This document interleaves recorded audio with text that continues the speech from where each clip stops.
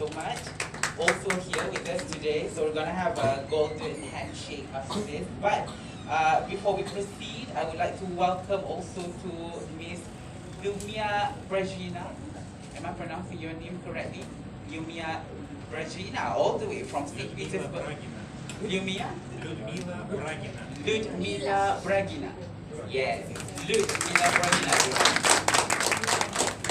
All the way from St. Petersburg, Russian Ballet Theatre. And also a special thank you to, as well, Dato Ayrat. Thank you so much for coming. And also Dato Megat Hadzlie. Can we give a big applause to Dato Megat Hadzlie for making time to be with us today, as well as we have the beautiful Natalia and also Miss Attilia. Attilia for our Malaysian sweetheart.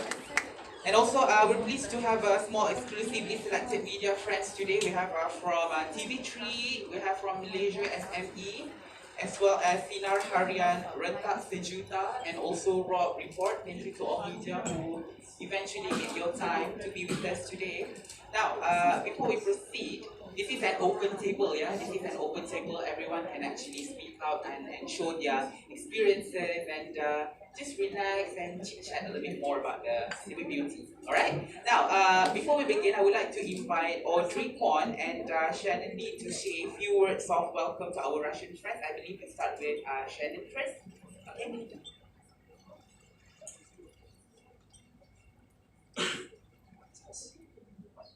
Yes, it's up. Yeah.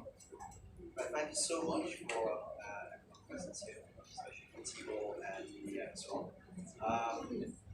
Ayrat, obviously, supporting all the way with the projects as well. I've met Lyudmila trying back in last year, and we have the vision to put Malaysia as an international dance program and to do quality performances and to raise the standards of performing arts in the CT as well. So I thank you again for Lyudmila and Timur. They're really busy, by the way. They're just here for 4 days. Their schedules will be packed after this. They just can go back to Rio and then tour along as well. So a brief one, St. Petersburg is doing 250 shows per year minimum, and they do tours over 130 cities around the world. So Malaysia has been a very privileged to have them here, and the show become so. So I pass the time to Audrey as well to do a warm welcome for the artists as well.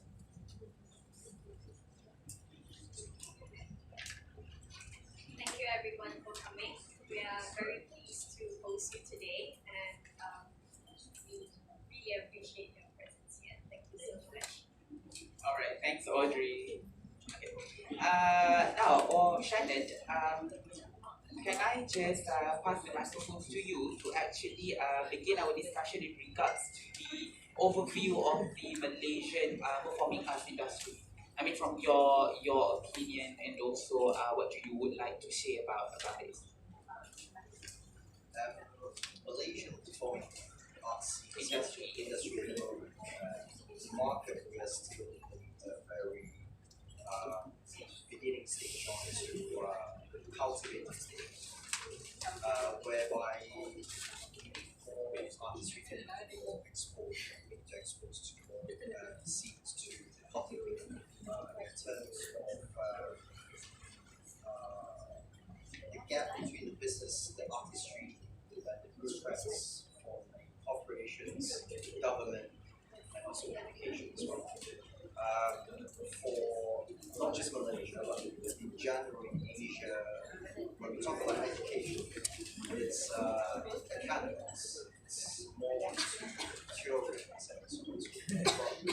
We somehow sometimes we neglect the fact that education needs to be included into artistry science as well, history, classical, and things like that. I mean, I believe that everyone knows about the lives on Korean pop. There's different genres of music. I have no problem with other genres of music. I myself love different genres as well, like punk rock and things like that. But What we do in a general performing arts scene means that the younger generation needs to be exposed to classical, traditional musicals. These would be maybe a key point is for us to keep the integrity of positive education values. So it is important. So for the moment, Malaysian art scenes and performing art scenes at the moment we're in the cultivating stage, which means the younger generation needs to be more exposed to different genres, rather not just about the commercial and anything that you see on the internet or on television. So my role as a producer, I'm like the bridge for bringing the both balance between the classical, the modern ones, modern arts, and commercial value into performance. So I hope to see more work and to be able to expose to our public, general public interest as well. So that's the role for us as a producer. Alright, thanks Shannon. The media, you alright? Okay, so for the next one, can you please speak a little bit louder with the microphone? A little bit louder. Okay, we have Datuk Sri Megat Hadzlie Adlan Anakanda Yang Mulia Raja Jamaliah, and as well as we know, he's the president of Malaysia, has Heritage Tourism Association. So from Datuk Sri's opinion and also point of view, what do you really think about the Malaysian arts industry as in terms of the tourism and heritage point of view? Thank you. On behalf as the industry of the heritage. From now we must start from now. Because the heritage, I speak Malay. Can speak Malay? Plus. Dipersilakan. Bermakna heritage untuk warisan, terutama dalam Malaysia, perlu dibangkitkan semula. Dan apabila kita ambil iktibar daripada wawasan 2020, dah tiba masanya Vision 2020, perkembangan budaya seperti ini yang perlu kita amat banggakan kerana Indonesia sekarang terlalu kurang pasal warisan. Jadi saya rasa sepatutnya kita kena bekerjasama daripada peringkat KUB mulai pada tahun depan 2020, 10 tahun awal Malaysia. Dan pandangan saya, kita harus tekankan kepada heritage kita. Okay, terima kasih. Okay, Datuk Sri, terima kasih. As we all know, we have to focus more on our heritage dan kita tahu itu adalah kata apa, budaya merupakan akar umbi untuk sesebuah negara, betul? Our heritage is actually the main source of the country, yeah. And also from Audrey, I need to ask you a simple question from the education point of view, because we know that some of the students, they love to study more about heritage, they would love to learn more about the arts, but how to channel these students and how to expose these to them. Because as Datuk Sri said that we have to focus more on the heritage, but how? Maybe you can say a little bit on your education point of view. Okay, I will give you a very brief background on what's the performing arts scene in education. Right now in Malaysia, there are a lot of private art schools around, fine arts, dance, music school. However, we do not find enough accessible for all children. And I believe that education for the arts is not just limited to children, it should be to everyone, including adults. So, education for the arts is more onto cultivating the appreciation towards arts. So like what Dato Sri said, Budaya is the akar umbi for a developed nation. If you would like to make a comparison, I believe Shannon always says that how you compare a developed country and a less developed country is through the understanding and the appreciation of arts and culture. And I believe that's very important for not just children but for everyone. So I would like to also share a bit of my experiences working back in the UK and the Netherlands. My background is in dance and engineering. did that together, I was able to merge them together and teach physics through dance to dyslexic and autistic children. So I would like to see more of this in Malaysia. So also like what Shannon said, quoting from him, is to find the balance between the artists, the commercial world, and the bureaucrats and the education scene, is to finding that bridge so everyone can be educated at the same time, from children to adults to everyone. So we can go towards Wawasan 2020 together to be a more developed nation. Alright, thank you Audrey. Datuk Seri Megat puas hati dengan jawapan yang kongsikan. Sangat kuatir kalau kita kena ada gabungan. Sebab di Malaysia malah di seluruh negara kembalikan heritage, kembalikan warisan budaya bangsa yang telah lama kita bukan lupakan, kita tertinggal atau terlupa itu saja. Benar. Sometimes we are not forgetting the heritage, but then we tend to misplace somewhere, and then we need to find them back. You know, we're not forgetting. We know that they exist, but we have to find them back because we misplaced them. That's another term for the heritage. Now we have Atilia and also Natalia Ng. For you guys, for your information, Atilia and also Natalia Ng are the international celebrities.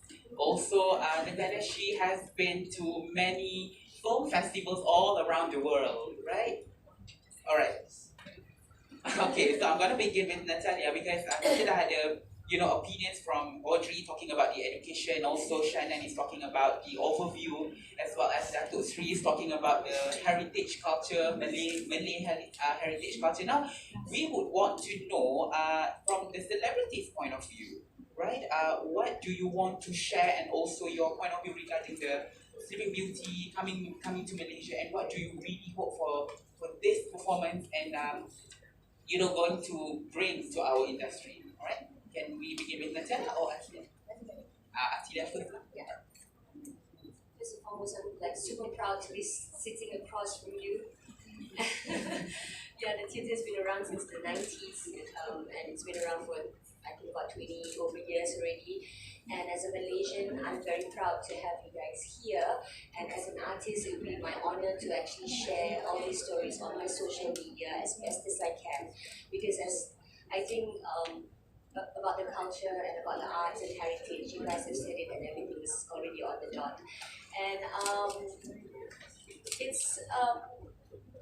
it's a pretty good time for us to actually celebrate arts, because I think through arts and through music and through dance and through everything that's coming here, it's a way of bridging the nations together. And being a Malaysian, I'm very proud to say that we have a lot of different cultures here, and sometimes it's not celebrated enough. And it's good, as Dato was saying just now, it's good that we have all of us here to actually talk and discuss about what's missing and what we need to do and all that. And so in April, when this beautiful theatre comes to Istana Budaya, I just will do my very best to share it on my social media, like what I said just now, and just try and get as many people as possible to come and watch it, because if you don't, you're gonna be like the biggest loser in the world. Yeah, I went to Russia last year and I managed to see a couple of musicals, a lot of dances, and it's just beautiful.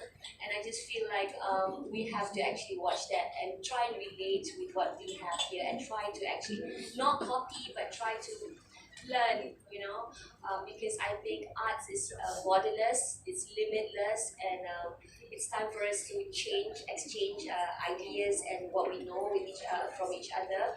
And from what I saw when I was in Russia, we have a lot to learn. Yes, we have a lot to learn from all of you, and maybe from there we can also share and tell you guys what we have, and you will be probably quite surprised to see what we have as well. We've got a lot of soul right here in Malaysia. Yeah. Yes, I think Atilia is right. We do have a lot of talent here, and so I'm very happy to be part of this congregation where we can speak about that. That's lovely. I do want to actually kind of bring up a little bit more tougher questions about. I think it's great that we do have this amazing cultural arts cultivation that we really want to get the younger people to know. But as for someone who's a millennial, I do understand that I don't know much about the cultural arts as much as I would probably like to. I grew up knowing Swan Lake because of the movie, right? I grew up not watching Sleeping Beauty because of Disney, Nutcracker because of a movie again. So how are we going to tap this underserved audience, which is the millennials who are our next generation? How do we get there? And I think Attilia had one option, which is through her social media. So that's one. But what other than our media guests here who can help, more people know about this, what else can we do? What other things can we do to collaborate? That I don't know. I would like to throw this out there and see if anybody has any ideas. I have one idea of what else we can do to really get a bigger reach, because for me, I think that Malaysia, our culture is very, very interesting. I've traveled to several film markets, so in Hong Kong film market, in American film market, and I've noticed that Hong Kong, people know about Hong Kong across the world. People know about America across the world. But not a lot of people know about Malaysia. When I go there and I say, I'm from Malaysia, I'm proud to say that I'm from Malaysia. But they don't know much about us. And why is that? It's because we're not creating great enough content for them to see across the regions. We're not creating quality content. And why are we not creating quality content? It's because we're not getting enough support, funding-wise, right? Because we're always on a budget. We're forever on a budget. So how are we going to go past these barriers? Where are we going to get this sort of support where we can create so much better things that we can then reach a greater, wider audience? And in that sense, we can create something that is very Malaysian and that can go across the world that people can appreciate, and I have some ideas, but I would love to see, other than maybe creating a film that can showcase something about Malaysia. And then from that film, we can then create the performing arts market, right? Because we have, say, a really big Baba Nyonya film, something like that. And then you can then create a musical out of the Baba Nyonya culture. So I think something like that is something that we can ponder upon, and maybe we can drive towards creating more of this support system in Malaysia so that we can reach a larger audience. So I think that's all I have. Thank you, Natalia. Give a big applause to Natalia. Can mix their names, by the way. Okay, Shannon, simple question for you. We all know that cats have been recently moved to Singapore, right? And it has been a little bit of disappointment to Malaysian media, basically, and also cats lovers in Malaysia. So, for you, basically, because you're bringing Sleeping Beauty all the way from Russia to Malaysia, and also try to strengthen the bond between these two countries, is a very huge responsibility, I assume. Now, how would you say your commitment? How do you rate your commitment, and how passionate are you in bringing the show to Malaysia and also sustain the show in Malaysia until April 2020? Right, that's a very good question. I'll just be really honest. As a producer, there's quite a lot of other countries and co-producers approach me to do production in their countries, like Bangkok Dance Festival, Singapore, Philippines, and so on and so forth. I have been producing dance film, particularly, and for short films in the UK and other European countries as well. But why Malaysia? Everyone just asks me why Malaysia. The most simplest answer to that question, I just keep telling the press as well as every time this question comes up. I'm a Malaysian. That's the key number one. If we just solely look into the business point of view, there'll be other plenty of options. But as I said, as a Malaysian, born and raised from this country, curating content and building the bridge and the gap with other countries to create the awareness of our country, what the talent that we can do here. It's our Malaysian talent responsibility. So that comes into a round. So when we talk about why, you have to put in emotions into it.